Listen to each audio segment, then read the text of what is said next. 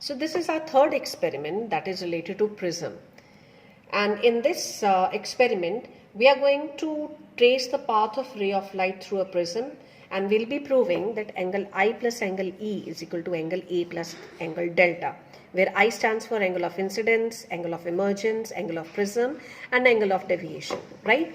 So again, like we have done in glass lab, again we are going to take the help of the all pins. Because it will be acting as a ray of light, and we are going to trace the path of that light like we did in the last experiment. So this is your prism.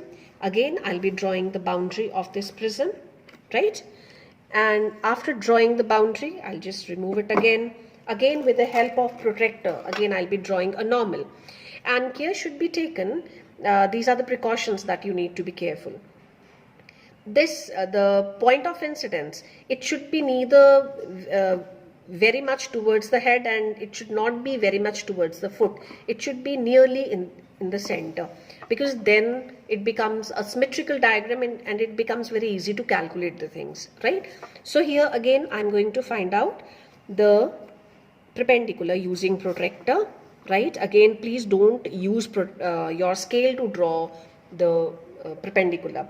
Reason being, here I'm saying this is perpendicular, right?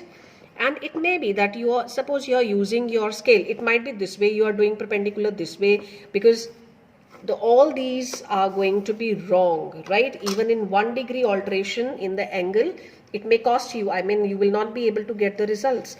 So this is your normal. Now I'm going to just take any angle of incidence.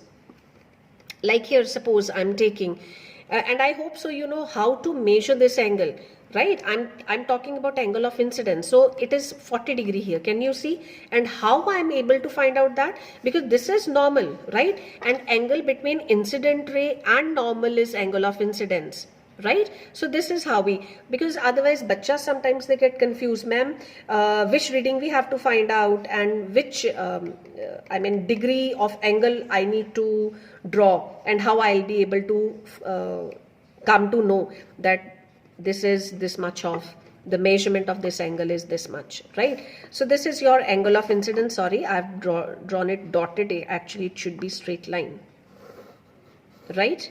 This is your incident ray, right? And I've taken this to be 40 degree. What is the next step? Again, as I told you, that we want to trace the path of light, and then we want to prove angle I plus angle E is equal to A plus delta.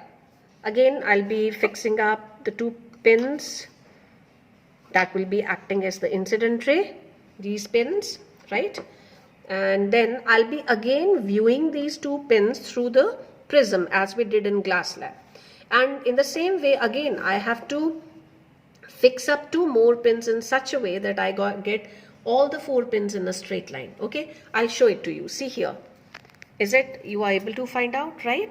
These are the 2 pins, and now I have to view these 2 pins through the prism. I'll show you. See here. This is how I'm able to, just hold on. Yes, I hope so you are able to find out the 2 pins. Yes, and I have adjusted right now in such a way that the 2 pins, they are one after other, right?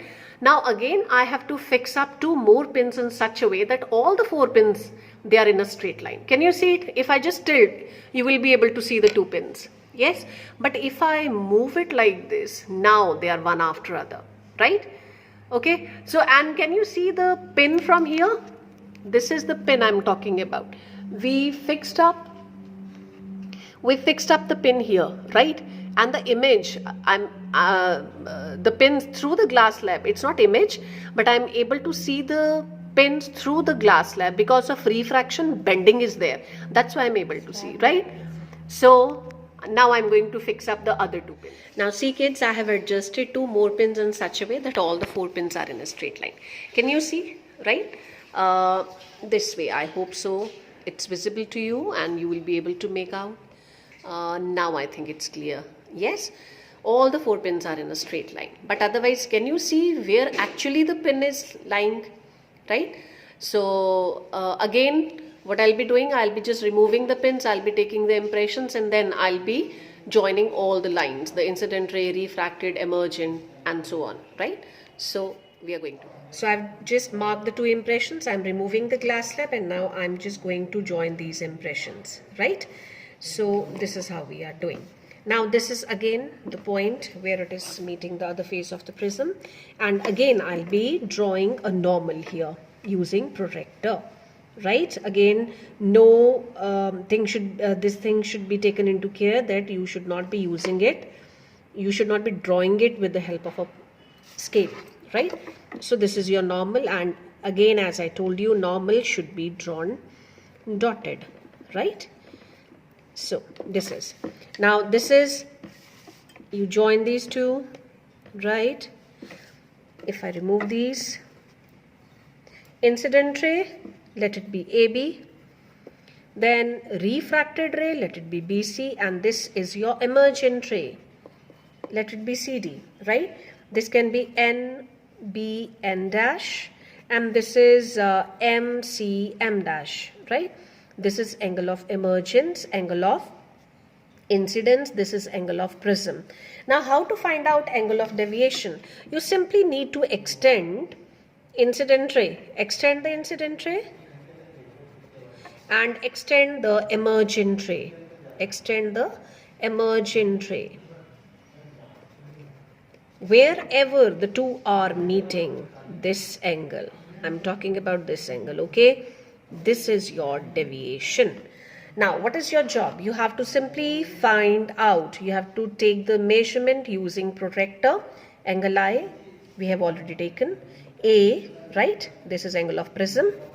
Delta, that is angle of deviation, and angle of emergence. And you have to substitute values here, and you have to prove that I plus E is equal to A plus delta. So this is your third experiment of light.